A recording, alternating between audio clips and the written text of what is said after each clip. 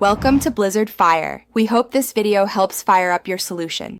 You start by confirming the meter has juice and the camera reads the film ISO. It matters because the SRT uses the CDS meter tied to the shutter.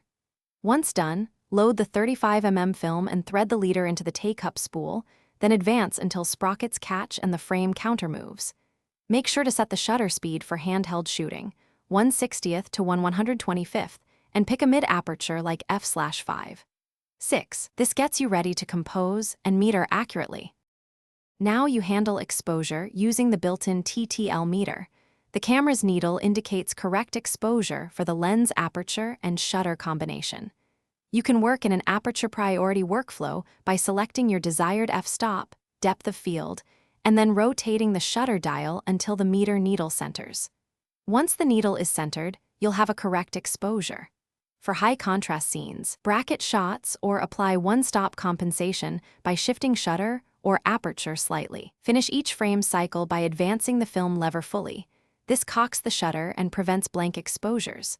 When the roll is done, press the rewind release, crank the rewind knob until tension eases, then open the back, do not force it earlier.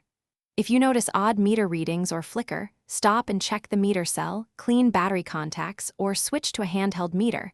This troubleshooting step prevents ruined rolls. Finally, store the camera with the lens, cap on to keep the meter and optics safe.